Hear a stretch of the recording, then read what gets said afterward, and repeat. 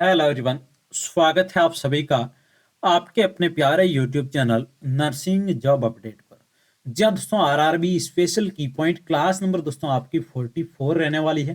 43 classes दोस्तों already discuss कर लिए हैं। चैनल पे विजिट करके आप सभी ने नहीं देखी है तो प्लीज सभी क्लासेस जरूर अटेंड करें आज की इस क्लास को देखने के बाद।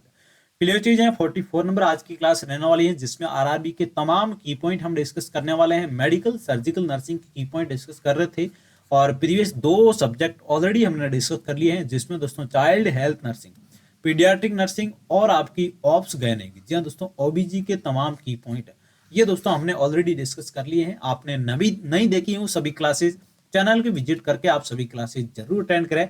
आज के सेशन का फर्स्ट की पॉइंट आप सभी की स्क्रीन पे, आप सभी से रिक्वेस्ट है कि चैनल को दोस्तों सब्सक्राइब करके पहल घंटी आ रही है उसको ऑल पे प्रेस कर ले और टेलीग्राम जरूर ज्वाइन करें। टेलीग्राम पे दोस्तों बहुत सारे कैंडिडेट बेनिफिट ले रहे हैं हर एक पल पल की अपडेट का, तो आप भी अपडेट का एंजॉय करना चाहते हैं तो आप ज्वाइन कर ले टेलीग्राम। लिंक हमने डिस्क्रिप्शन में दे रखा है, लिंक काम न करे उस कंडीशन में आप डायरेक्ट टेलीग्राम पे जाएं, सर्च करें और ज्वाइन करें। क्लियर चीज है। चलिए, हाइपरप्लेजिया क्या होता है दोस्तों? हाइपरप्लेजिया की बात कर तो अनकंट्रोल्ड सेल प्रोलिफिकेशन आपको देखने को मिल रहा है, तो उस कंडीशन को अपन क्या बोलेंगे? हाइपरप्लेजिया बोलेंगे। दैट मीन सेल का प्रोलिफरेशन हो रहा है अनकंट्रोल्ड, उस कंडीशन को हाइपरप्लेजिया बोलते हैं। मैक्सिमम एटीपी प्रोडक्शन पाथवे की बात कर तो आपको ग्लाइकोलाइसिस में देखने को मिलते हैं। Yield the highest ATP molecules देखने को मिलते हैं। नेक्स्ट वन दोस्तों, स्पर्म फॉर्मेशन की बात कर तो Golgi bodies are the responsible for the acrosome formation in the sperm. जी हाँ दोस्तों, स्पर्म फॉर्मेशन की बात कर तो गोल्जी बॉडीज है वो रेस्पॉन्सिबल होती है आपकी acrosome formation in the sperm के लिए। एंडो साइटोसिस नेक्स्ट की पॉइंट आपका रहने वाला है। एंडोसाइटोसिस क्या होता है उसके बारे में बात कर लेते हैं। Cell absorbed molecules like proteins by the engulfing them. जी हाँ दोस्तों, कहने की सेल का एब्जॉर्ब मॉलिक्यूल्स लाइक प्रोटीन है, ये सारी चीजें देखने को मिलती है एंडोसाइटोसिस में। Chromosome complement in the males, male के अंदर दोस्तों क्रोमोसोम्स की बात करें तो आपका 46XY देखने को मिल रहा है। वहीं दोस्तों फीमेल के अंदर बात करें तो 46XX देखने को मिलता है। मेल के अंदर 46XY क्रोमोसोम देखने को मिलते हैं। साइटोप्लाज्म दोस्तों कंडीशंस क्या होती हैं? जी हाँ दोस्तों, aqueous cell compound component suspending और organelles is known as the cytoplasm. Mitochondria दोस्तों पावर ऑफ सेल बोलते हैं माइटोकॉन्ड्रिया, ये बेसिक टर्मिनोलॉजी है, इंपॉर्टेंट है। ये क्वेश्चन दोस्तों एग्जाम्स के अंदर काफी बार पूछा गया है, क्वेश्चन यहाँ पे रहने वाला है। माइटोकॉन्ड्रिया की बात करें तो known as the power house of the cell, it's generate ATP. ये दोस्तों एटीपी जनरेट कर रहा है, उसको पावर हाउस ऑफ सेल भी बोलते हैं। ये दोस्तों आपको टर्मिनोलॉजी ध्यान रखना बहुत ही जरूरी यहाँ पे रहने वाला है। आरआरबी के एग्जाम्स के अंदर ये क्वेश्चन पूछा जा सकता है। नेक्स्ट वन की पॉइंट की ओर मूव करते हैं दोस्तों, एक और शानदार की पॉइंट है ट्रांजिशनल एपिथेलियम की बात कर तो आपका लाइन द यूरिनरी ब्लैडर के अंदर देखने को मिल रहा है। यूरिनरी ब्लैडर के अंदर आपको ट्रांजिशनल एपिथेलियल टिश्यू देखने को मिलता है। ट्राइजोमी नंबर 21 की बात करें तो दोस्तों डाउन सिंड्रोम के अंदर देखने को मिल रहा है। ट्राइजोमी डाउन सिंड्रोम 21 आपका डाउन सिंड्रोम में देखने को मिल रहा है, characterise by the extra chromosome हो जाते हैं आपके 21। और दोस्तों 18 नंबर आपको किसके अंदर देखने को मिलता है? Edward syndrome. एडवर्ड में ट्राइजोमी आपकी 18 हो जाती है, एडवर्ड के अंदर 18 नंबर हो जाती है और 21 आपका डाउन सिंड्रोम हो जाता है। चलिए नेक्स्ट वन दोस्तों की पॉइंट की ओर मूव करते हैं। जीनोम, जीनोम क्या होता है दोस्तों? Complete genetic materials of the organs. जी हाँ दोस्तों, उस कंडीशन को अपन जीनोम बोलते हैं। क्लियर चीज है, कंप्लीट जेनेटिक मटेरियल्स का आपका देखने को मिल रहा है उस कंडीशन में। डीएनए की बात कर तो आपका store genetic information in structure in its structure. जब दोस्तों डीएनए की बात करें तो store genetic information in its structure is known as the DNA. Melanocytes location, जी हाँ दोस्तों बहुत क्विक हम डिस्कस कर लेते हैं, काफी की पॉइंट आज के सेशन के अंदर हम डिस्कस कर लेते हैं। फाउंड इन द स्ट्रेटम जर्मिनेटम के अंदर देखने को मिलता है आपको मिलेनोसाइट्स की बात करें तो। क्लियर चीज है। स्किन पिगमेंटेशन की बात करें तो मिलेनिन आपका रेस्पॉन्सिबल होता है स्किन पिगमेंटेशन के लिए, डिटरमाइंड स्किन कलर के लिए रेस्पॉन्सिबल रहने वाला है।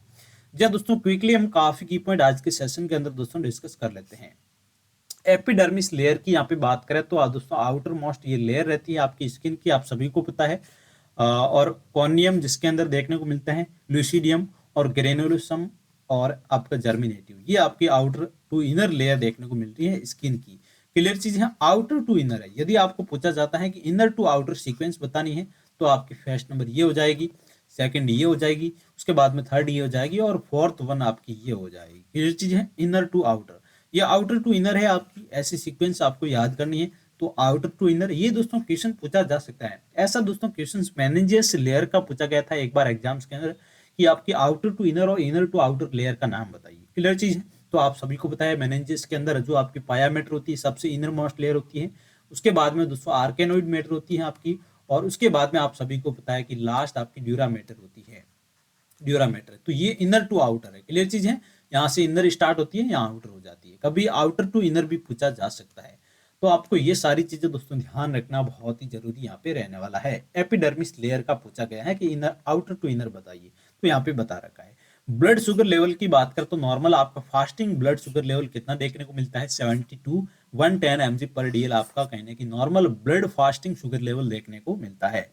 इंसुलिन एब्जॉर्प्शन की बात करें तो आपका मोस्ट रैपिडली एब्डोमेन के अंदर इंसुलिन का एब्जॉर्प्शन देखने को मिलता है। ये भी क्वेश्चंस बेसिक है, आपको ध्यान रखना जरूरी है। नेक्स्ट वन की पॉइंट रहने वाला कि थायराइड हार्मोन सिंथेसिस। जी हाँ दोस्तों, थायराइड हार्मोन का पूछा गया है। तो फिनाइलिन is used for the it's synthesis. Synthesis के लिए कौन सा हार्मोन यूज किया जाता है, फिनाइलिन हार्मोन यूज किया जाता है सिंथेसिस के लिए। चलिए, पैराथायरॉयड हार्मोन की बात करें तो ये कहीं ना कहीं सीरम कैल्शियम लेवल को मेंटेन करने का काम करता है पैराथायरॉयड हार्मोन। कैल्सीटोनिन की बात करें तो डिक्रीज कैल्शियम लेवल को डिक्रीज करने के लिए काम करता है कैल्सीटोनिन, और पैराथार्मोन आपका जो कैल्शियम लेवल है उसको मेंटेन करने का काम करता है। पीटीएस के फंक्शन, पैराथायरॉयड हार्मोन के क्या फंक्शन दोस्तों रहने वाले हैं, increase calcium reabsorption in the intestine. Intestine के अंदर दोस्तों कैल्शियम के एब्जॉर्प्शन को इंक्रीज करता है पैराथायरॉयड हार्मोन।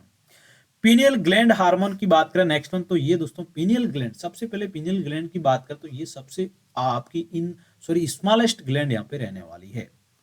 स्मॉलेस्ट ग्लैंड है आपका पीनियल ग्लैंड, और मेलेटोनिन इट्स प्राइमरी इसका सिक्रेशन रहने वाला है। मेलेटोनिन का सिक्रेशन करती है आपकी पीनियल ग्लैंड।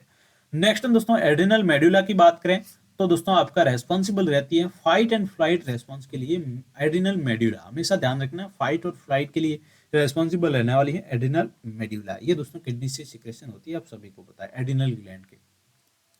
इंसुलिन प्रोडक्शन की बात करें तो आइसलेट सेल है जो पैनक्रियाज से प्रोड्यूस होती है इंसुलिन, जो दोस्तों कहने के इंसुलिन का प्रोडक्शन करती है, आप सभी को पता है islet cell in the pancreas produce insulin. Insulin action की बात करें दोस्तों, एक्टिवेट करती है इंट्रासेल्युलर एंजाइम के लिए। इंसुलिन एक्शन की बात करें तो एड्रिनल ग्लैंड फंक्शन, जी हाँ दोस्तों मैंने आप सभी को बताया थी। आज क्विकली हम बहुत सारे की पॉइंट आप सभी के साथ डिस्कस करने वाले हैं, क्योंकि लास्ट क्लास हमारी टेक्निकल इश्यू की वजह से हम पूरी क्लास का एक एडियोन नहीं कर पाते, इसके लिए आज के सेशन में बहुत सारे की पॉइंट हम डिस्कस करने वाले हैं। एड्रिनल ग्लैंड फंक्शन की बात करें तो सीक्रेट्स ग्लूकोकॉर्टिकॉइड्स एंड मिनरलोकॉर्टिकॉइड्स। जी हाँ दोस्तों, ग्लूकोकॉर्टिकॉइड्स और मिनरलोकॉर्टिकॉइड्स ये इसका सिक्रेशन करती है आपके एड्रिनल ग्लैंड, ये इसके फंक्शन यहाँ पे रहने वाले हैं। पैनक्रियाज की बात करें तो ये दोनों तरह की ग्लैंड है आपकी, एंडोक्राइन और एक्सोक्राइन, दोनों तरह की ग्लैंड आपकी पैनक्रियाज देखने को मिलती है। क्लियर चीज है। पीटीएस के एक्शन की बात करें पैराथायरॉयड हार्मोन की, तो प्राइमरी इसका रोल रहने वाला है कि एलिवेट करना ब्लड कैल्शियम लेवल को। पैराथायरॉयड हार्मोन की बात कर रहे हैं हम, क्लियर चीज है। नेक्स्ट वन हार्मोन्स की बात करो तो ये एक तरह के केमिकल मैसेंजर होते हैं एंडोक्राइन ग्लैंड के। ये बेसिक क्वेश्चंस है, जब भी आप स्टार्ट करते हैं एंडोक्राइन सिस्टम तो बेसिक आपको पहली लाइन यही देखने को मिलती है। आइसलेट ऑफ लैंगरेंस की बात करें तो concern in the pancreas tail के अंदर इसका कंसर्न रहता है। क्लियर चीज है। चलिए, पैनक्रियाज एंजाइम की बात करें तो ट्रिप्सिन एंड क्रोमोट्रिप्सिन, जी दोस्तों chymotrypsin trypsin are the pancreatic secretion करती है पैनक्रियाटिक एंजाइम के अंदर। ये दो कहीं आपको एंजाइम देखने को मिलता है, एक ट्रिप्सिन एंजाइम और एक काइमोट्रिप्सिन एंजाइम कहने की पैनक्रियाटिक सिक्रेशन करते हैं। नेक्स्ट वन दोस्तों इमरजेंसी रेस्पॉन्स की बात करें तो फाइट एंड फ्लाइट के लिए रेस्पॉन्सिबल है। Reactions are the intensified by the adrenal gland activity. Clear चीज है। चलिए, थायराइड हार्मोन इफेक्ट की बात करें नेक्स्ट वन, तो increase metabolic rate and promote करते हैं ये थर्मोजेनेसिस के लिए। आपकी थायराइड हार्मोन की बात कर रहे हैं तो इसका इफेक्ट की बात करें तो ये मेटाबॉलिक रेट को इंक्रीज करती है और प्रमोट करती है थर्मोजेनेसिस को। चलिए, हीमोग्लोबिन A1 AC की बात करें तो ये दोस्तों एक तरह की बात करें तो रिफ्लेक्ट एवरेज है ग्लूकोज लेवल को ओवर 3 मंथ के लिए। क्लियर चीज है। चलिए ऑक्सीटोसिन की बात करें तो काफी क्वेश्चन से ऑक्सीटोसिन के एग्जाम्स के अंदर पूछे जाते हैं कि ऑक्सीटोसिन का मेन फंक्शन क्या रहने वाला है। Milk let down, milk ejection करवाती है। क्लियर चीज है। चलिए और कहने की आपका यूटेरिन कॉन्ट्रैक्शन करवाती है। ऑक्सीटोसिन पॉजिटिव पिट्यूटरी ग्लैंड से कहने की इसका सिक्रेशन देखने को मिलता है। ये बेसिक चीजें हैं। Synthesised in the hypothalamus and stored in the positive pituitary gland. जी हाँ दोस्तों, हमने बताया कि पॉजिटिव पिट्यूटरी ग्लैंड से सिक्रेट होती है आपकी ऑक्सीटोसिन। सीरोटोनिन की बात करें तो कहने की also known as the 5 hydroxy 5 hydroxy tryptoline. जी हाँ दोस्तों, ट्रिप्टोलिन इसका कहने की और नाम है सर्टोलिन का। ये एक तरह का न्यूरोट्रांसमीटर आप सभी को देखने को मिलेगा। डायबिटीज मैनेजमेंट की बात करें तो ये आपका हेमोग्लोबिन बात करें तो A1C target is the below 6.5 यहाँ पे रहे तब कहने की मैनेजमेंट करते हैं। आई स्ट्रक्चर की बात करें तो cornea focus on the light into the retina. जी हाँ दोस्तों, रेटाइना पे कहने की फोकस का रहता है। लीडिंग कोज की बात करें ब्लाइंडनेस की दोस्तों, इंडिया के अंदर मोस्ट कॉमन आपका कैटारैक्ट यहाँ पे रहने वाला है। लीडिंग कोज ब्लाइंडनेस का दोस्तों बात करें तो कैटारैक्ट यहाँ पे रहने वाला है। आई कंपोनेंट्स की बात करें तो rods and cones are the found in the retina के अंदर देखने को मिलते हैं। नेक्स्ट वन दोस्तों कंजक्टिवा की बात करें तो थिन और ट्रांसप्लांट आपकी मेम्ब्रेन देखने को मिलती है। Transparent membrane covering to eye inner structure को कवर करने का काम करती है कंजक्टिवा। क्लियर चीज है। ऑप्टिक्स ऑप्टिक सिस्टम क्या होता है उसके बारे में बात कर लेते हैं। चलिए point where the optic nerve across in the brain को एक्रॉस करती है ऑप्टिक नर्व, उस पॉइंट को अपन बोलते हैं। क्लियर चीज है। चलिए ईयर ड्रॉप एडमिनिस्ट्रेशन की बात करें तो pull in the ear pinna upward and backward in the adult. जी हाँ दोस्तों, इसको आप अच्छे से रीड करें, नोट कर ले दोस्तों। ये क्वेश्चन आपको एग्जाम्स के अंदर पूछा जा सकता है कि आप जब भी आई ड्रॉप इंसर्ट करते हैं, एडमिनिस्ट्रेट करते हैं आई ड्रॉप, तो आपको क्या करना है, pull the ear pinna. Ear pinna को दोस्तों अपवर्ड सबसे पहले आपको पुल करना है, देन बैकवर्ड करना है। ये दोस्तों एडल्ट का प्रोसेस आपका रहने वाला है। और वहीं दोस्तों बात करें तो यहाँ अपवर्ड है ईयर एडल्ट के अंदर, और डाउनवर्ड करते हैं किसके अंदर, चाइल्ड के अंदर। एडम्स एप्पल क्या होता है दोस्तों, ये आपका थायराइड कार्टिलेज फॉर्म करता है एडम्स एप्पल। ये भी बेसिक क्वेश्चंस है। थायराइड कार्टिलेज आपका एडम्स एप्पल बनाता है। क्लियर चीज है। चलिए फॉरेन बॉडी रिमूवल की बात करते हैं, हेमलिस मैनुअल इसमें यूज किया जाता है। जो आपका एयरवे के अंदर ऑब्स्ट्रक्शन आ जाता है, कोई फॉरेन बॉडी चली जाती है, तो हेमलिस मैनुअल यूज किया जाता है। आप सभी को बताया फॉरेन बॉडी को रिमूव करने के लिए हेमलिस मैनुअल यूज करते हैं। इसका इमेज भी एग्जाम्स के अंदर क्वेश्चन पूछा जाता है। क्लियर चीज है, जिसमें आपको 5 ग्लो देते हैं। आप सभी को बताएं। रेस्पिरेटरी कैलकुलेशन की बात करें तो minutes volume is the respiratory rate multiplied by the tidal volume. जी हाँ दोस्तों, रेस्पिरेटरी कैलकुलेशन की बात करें तो मिनट वॉल्यूम को रेस्पिरेटरी रेट के साथ में मल्टीप्लाई करना, जिससे आपका टाइडल वॉल्यूम आ जाएगा। नॉर्मल टाइडल वॉल्यूम कितना देखने को मिलता है, 500 ml आपको देखने को मिलता है। रेस्पिरेटरी स्टिमुलस की बात करें तो carbon dioxide stimulate the respiratory centre. जी हाँ दोस्तों, रेस्पिरेटरी सेंटर को स्टिमुलेट करता है कार्बन डाइऑक्साइड। आज के सेशन का दोस्तों लास्ट की पॉइंट यहाँ पे रहने वाला है कि नॉर्मल रेस्पिरेशन रेट कितनी रहने वाली है। एडल्ट के अंदर बात करें तो 16 to 20 पर मिनट रहती है, और वहीं दोस्तों न्यूबॉर्न की बात करें तो 40 to 60 ब्रीथ पर मिनट आपकी कहने की एक नॉर्मल न्यूबॉर्न के अंदर रहती है। और एडल्ट की बात करें तो 16 to 20 हो जाती है। यदि रेस्पिरेशन रेट ज्यादा हो जाती है उस कंडीशन को अपन टेकीपिनिया बोलते हैं, कम हो जाती है उस कंडीशन को टेकीकार्डिया बोलते हैं। रेस्पिरेशन एब्सेंट हो जाता है, that condition is known as apnoea. ये सारी तमाम चीजें हमने डिस्कस कर ली हैं आज के सेशन के अंदर। बहुत क्विक आज के सेशन के अंदर की पॉइंट हमने डिस्कस किए हैं। आने वाले सेशन के अंदर और बेहतर से बेहतर कंटेंट हम आप तक डिलीवर करेंगे, ये हमारा आप सभी से वादा है। तो सेशन को पूरा अटेंड जरूर करें हमेशा। लास्ट सभी क्लासेज नहीं देखी है तो वो भी आप जरूर देखें चैनल पर विजिट करके। आज के सेशन को दोस्तों यही विराम देते हैं। कैसा लगा ये सेशन, आप अपना प्यारा सा कमेंट एक कमेंट बॉक्स के अंदर जरूर करें, ताकि हमारे अंदर एक एनर्जी लाए और आप सभी के लिए और बेहतर से बेहतर कंटेंट आप तक डिलीवर कर सके। Thank you so much for watching this class.